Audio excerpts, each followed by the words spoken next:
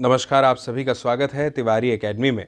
आज हम बात करेंगे हिंदी व्याकरण कक्षा 7 के लिए इसके अध्याय 20 की, जिसका शीर्षक है विस्मयादि बोधक यानी इंटरजेक्शन।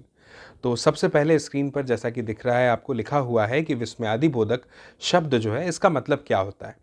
इसका अर्थ होता है विस्मय आदि बोधक, यानी विस्मय मतलब आश्चर्य आदि मन के भावों या उद्गारों का बोध कराने वाले जो शब्द हैं उन्हें हम विस्मयादि बोधक कहते हैं।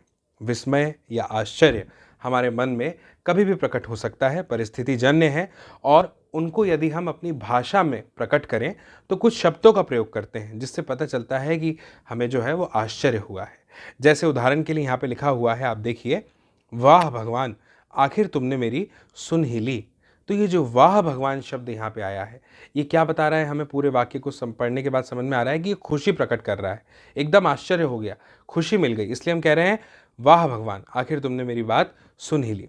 दूसरा वाक्य देखिए क्या लिखा है, अच्छा फिर मिलेंगे। तो यहाँ पर जो ये अच्छा है ये प्रशंसा को व्यक्त कर रहा है। फिर छीछी कितनी गंदगी है यहाँ पर, या शाबाश तुम बहुत बहादुर हो।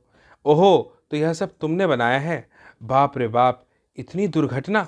तो ये जो वाक्यों में आए शब्द है ना, वाह भगवान, अच्छा, छीछी, शाबाश, ओहो, बाप रे बाप, ये खुशी, प्रशंसा, सहानुभूति, संबोधन, आश्चर्य और चेतावनी के भावों को प्रकट कर रहे हैं या करते हैं। तो इन्हें विस्मयादि बोधक शब्द जो है वो कहते हैं। अब अगर हम इसकी परिभाषा देना चाहें तो कैसे देंगे? जो शब्द आश्चर्य यानी विस्मय, शोक, घृणा, प्रसन्नता, भय आदि भावों का बोध कराते हैं उन्हें विस्मयादि बोधक शब्द कहते हैं। अब हम बात करते हैं कि विस्मयादि बोधक शब्दों के भेद कितने हैं, यानी इसके प्रकार पर चर्चा करते हैं। तो देखिए यहाँ पे लिखा है कि अर्थ की दृष्टि से विस्मयादि बोधक शब्दों के प्रमुख भेद कुछ इस प्रकार से हैं।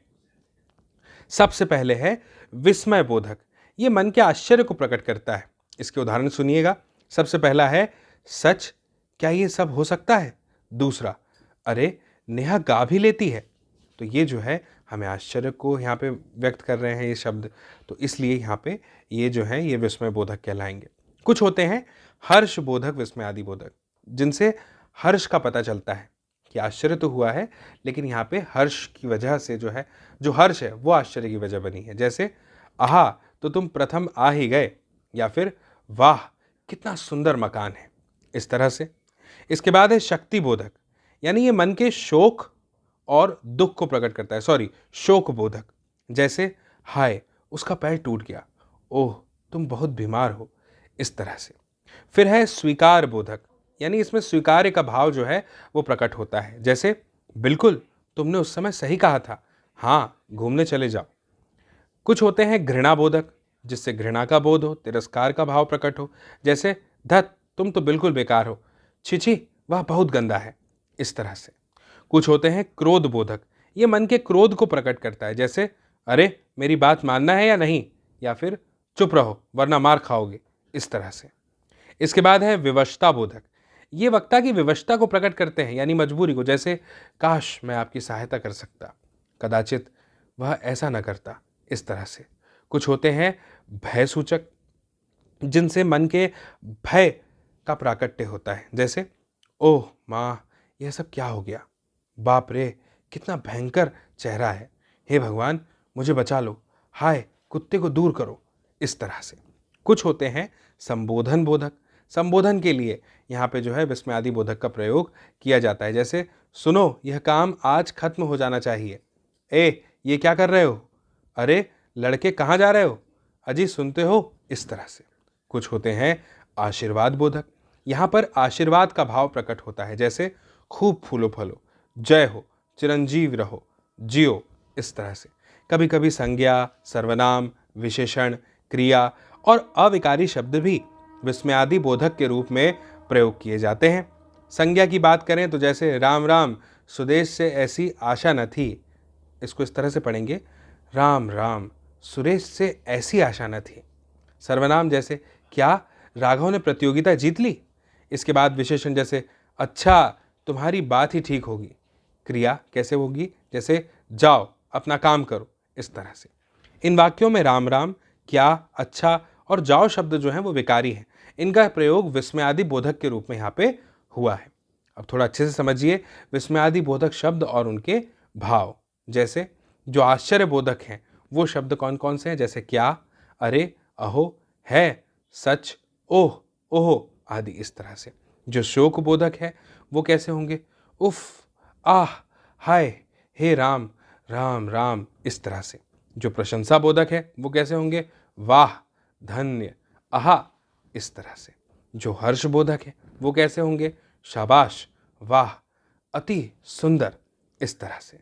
क्रोध बोधक कैसे होंगे, अरे, चुप आदि।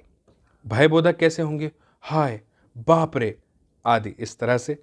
जो चेतावनी बोधक है वो कैसे होंगे, खबरदार, बचो, सावधान इस तरह से। जो घृणा बोधक होंगे वो कैसे होंगे, छी छी, धिक्कार, उफ, धत इस तरह से। जो इच्छा बोधक होंगे वो कैसे होंगे, काश, हाय इस तरह से। जो संबोधन बोधक है वो कैसे होंगे, अजी, हे, अरे, सुनते हो इस तरह से। जो अनुमोदन बोधक हैं वो कैसे होंगे, अच्छा, हाँ हाँ, ठीक। और जो आशीर्वाद बोधक होंगे वो कैसे होंगे, शाबाश, जीते रहो इस तरह से। विस्मयादि बोधक शब्दों के आगे विस्मयादि बोधक चिन्ह लगाया जाता है। ये शब्द वाक्य के अंग नहीं होते, इनका कार्य विशेष भाव प्रकट करना होता है।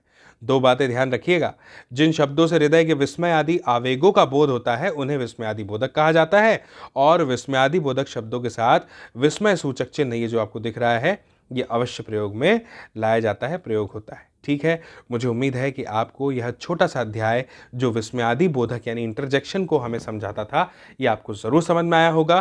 फिर मेरी आपसे जल्दी मुलाकात होगी अगले नए वीडियो में। लेकिन हाँ, एक बात का ध्यान जरूर रखें, आप इस वीडियो की लिंक को जरूर शेयर कीजिएगा अपने दोस्तों, मित्रों, साथियों, सहपाठियों और परिजनों के साथ, ताकि वे लोग भी देख पाएं इस वीडियो को और समझ पाएं इस जानकारी को। बाकी फिर हम जल्दी मिलेंगे नए अध्याय में, नए वीडियो के साथ, नई जानकारी में, और तब तक के लिए आप सभी को मेरा नमस्कार।